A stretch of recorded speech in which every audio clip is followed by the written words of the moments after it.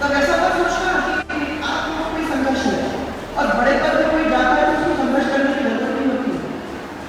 जो संघर्ष आप अपने लेवल पर फेस कर रहे हो उस संघर्ष से हम लोग भी गुजरे हैं, हम लोग भी उससे दूर नहीं थे, हमें भी तब भी करना पड़ा, आज भी करना पड़ा, परंतु मैं अगर घर पे बैठ जाते हैं।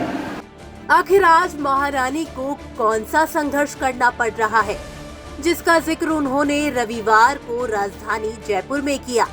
पूर्व सीएम वसुंधरा राजे रविवार को विमेन एम्पावरमेंट कार्यक्रम में हिस्सा लेने पहुंची थी।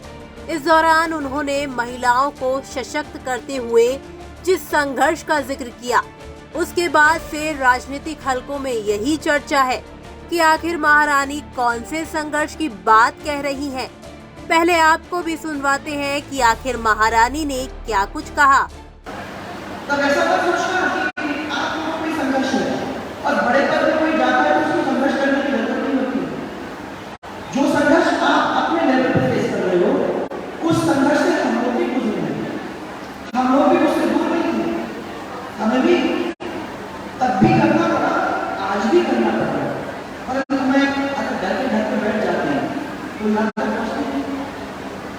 ये सब लोग जो बैठे हुए हैं यहाँ तक पहुँचते हैं और संघर्ष करते ही पहुंचेंगे। एक चीज मैंने तो इतना कहीं हम लोग नहीं पहुंच सकते। लता मंगेशकर का गाना, क्या आवाज, आज भी अपन उस आवाज को सुनते हैं, दुनिया के अंदर उनका नाम है और उनके नाम की वजह से आज हमारा देश कुछ ऊंचाई पे गया। परंतु उसने क्या अपने घर के अंदर कितनी मेहनत करनी पड़ी, कितना संघर्ष करना पड़ा, उसको भी ध्यान रखने की जरूरत है। 13 साल की थी जब उसके पिताजी की डेथ हुई, उसने पूरे परिवार को संभालने का काम किया। राजस्थान में चाहे कांग्रेस हो या बीजेपी, दोनों ही पार्टियों में सीएम पद को लेकर आंतरिक गुटबाजी की बात कही जाती है। जिस तरह से पिछले दिनों पार्टी ने महारानी को नजरअंदाज करने की कोशिश की, क्या महारानी उसी संघर्ष का जिक्र रविवार को कर रही थी, या जिस तरह से बीते कुछ महीनों पहले वसुंधरा को पार्टी के पोस्टरों में जगह नहीं दी गई। कई सियासी मंचों पर महारानी नजर आई, लेकिन ऐसी खबरें छपी और प्रसारित भी हुई कि महारानी आखिर अलग थलग क्यों है। शायद यही घटनाएं महारानी के जहन में तैरने लगी होंगी, जिन्हें वो संघर्ष का नाम दे रही हैं।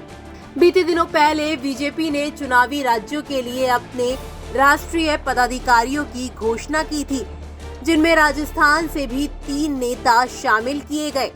वसुंधरा को पहले की तरह ही राष्ट्रीय उपाध्यक्ष के पद पर बरकरार रखा गया। महारानी को विधानसभा चुनावों से ठीक पहले राष्ट्रीय टीम में उपाध्यक्ष पद पर बरकरार रखकर पार्टी में सियासी मैसेज दिया गया। बीजेपी ने ये भी संकेत दिए कि जनाधार वाले नेताओं को राष्ट्रीय स्तर पर एक्टिव किया जाएगा। वसुंधरा को पिछले दिनों झारखंड भेजा गया। राजस्थान विधानसभा चुनावों से पहले वो सभाएं कर रही हैं। पिछले दिनों महारानी कोटा में एक बड़ी सभा में भी शामिल हुई। अब सवाल ये है कि राजस्थान में बीजेपी कैंपेन कमेटी का अध्यक्ष अभी तक तय क्यों नहीं किया गया, जबकि मध्य प्रदेश में बीजेपी कैंपेन कमेटी के चेयरमैन केंद्रीय कृषि मंत्री नरेंद्र सिंह तोमर को बनाया गया है। आखिर राजस्थान में बीजेपी आलाकमान कैंपेन कमेटी का अध्यक्ष चुनने को लेकर कोई फैसला क्यों नहीं कर पा रहा। अब क्या आने वाले दिनों में वसुंधरा राजे को बीजेपी कैंपेन कमेटी का अध्यक्ष बनाया जाएगा, या इसके लिए भी उन्हें संघर्ष करना पड़ेगा? आपका इसे लेकर क्या कुछ कहना है? कमेंट बॉक्स में हमें लिखकर बता सकते हैं। ब्यूरो रिपोर्ट, राजस्थान तक।